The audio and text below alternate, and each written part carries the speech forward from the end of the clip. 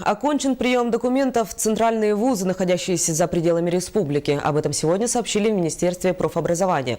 О том, как и где подавали документы абитуриенты, узнавал Лазарь Афанасьев.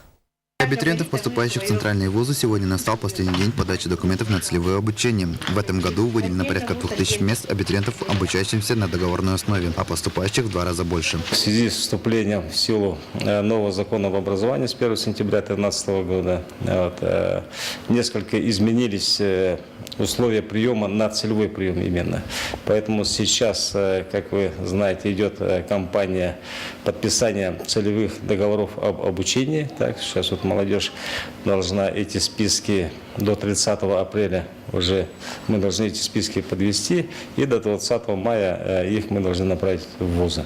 На сегодняшний день в Москве обучается около 1000 студентов из нашей республики. В Санкт-Петербурге и Новосибирске по 500. Эти цифры говорят о том, что многие абитуриенты предпочитают поступать в вузы, находящиеся за пределами республики. Как правило, в Москве, Санкт-Петербурге, Новосибирске, Владивостоке и в Хабаровске.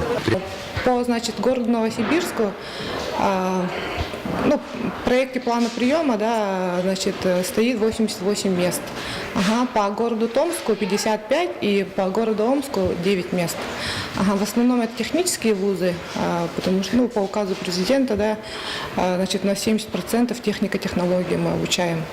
Приоритет Министерства профессионального образования чаще дает таким отраслям, как нефтегазовая добыча, энергетика, транспорт и сельхозпромышленность. Лазарь Афанасьев, Дмитрий Цюгачев, МВК Саха, Якутск.